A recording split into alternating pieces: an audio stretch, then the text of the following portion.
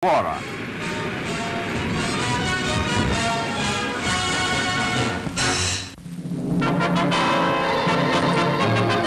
Coal is a vital munition of war. The coal face, an underground front. No wonder that the position was taken so seriously when a deficit of 11 million tons appeared probable this winter. Naturally, drastic measures were called for. But reducing consumption was only half the battle. Could anything be done to increase production? Movietone visited the pits to find out what effort the industry was making from that side of the problem. Here's the scene in a northern pit with a fresh shift preparing to take over. 190, 262, 262, 248, 248, 796. The cages, 2 in number, each with 2 decks, are operated from the winding engine house by one man who controls the complete winding of the colliery output. Hundreds of yards down, conveyors carry away the coal from the coal face. Here the hewers are at work, and if you can't calculate the amount of coal being shoveled, you can judge something from the keenness which the men put into their work. Coal-cutting machines and explosives are now in general use, but the necessity for manual labor remains. Pick, shovel and crowbar play an important part in winning the nation's coal. The coal is loaded into tubs from the conveyors and then taken by mechanical haulage to the pit bottom and brought to the surface in the cages.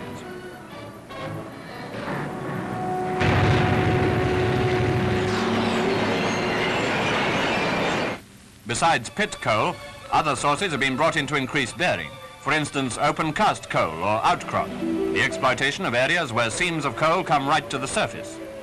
Outcrop coal is being won at the rate of 40 to 50,000 tons a week, which has helped quite a lot.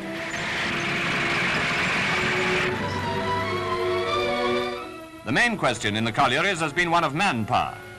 Although the army is reluctant to lose a good soldier, and miners make first-class soldiers, many men have been released to go back to the coal fields. It was a case of going from one vital war job to another. And then there's been the recruiting drive. There are now, of course, training schemes in every district where boys are taught the technique of their craft. But in addition, the government has decided that young men between the ages of 18 and 25, when they register, may volunteer for mining in preference to joining the Army, Navy or Air Force. They have a period of preliminary training both above and below ground. Incidentally, the last 30 years have seen a great change in the miners' environment. The old-fashioned miners' rows are giving way to pleasant, modern housing estates. There are quite as great changes at the pit head. Many canteens have been built to give the men a hot meal or sandwiches to take down the pit or to refresh themselves when they come off duty. These fellows have had their baths at the pit head before sitting down to eat.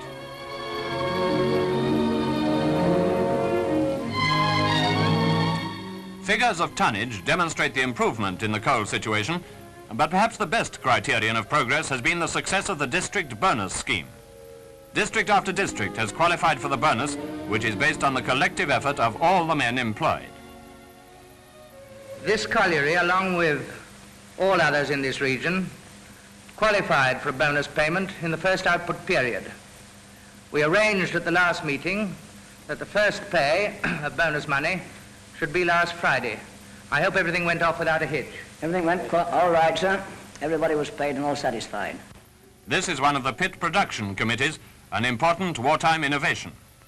To sum up, we can say that by goodwill and hard labor, the corner has been turned. But a final word from Major Lloyd George, the minister, may serve as a reminder of work still to be done. Output from our mines has been showing a steady and substantial decline this year until August. Since then, that decline has been halted and even reversed. To get an increase in production, rather than a decline, is of course encouraging. But even with this improvement, output is less than it was last year. Neither miner, manager or minister can rest content until the gap between production and consumption has been closed, and with a bit in hand.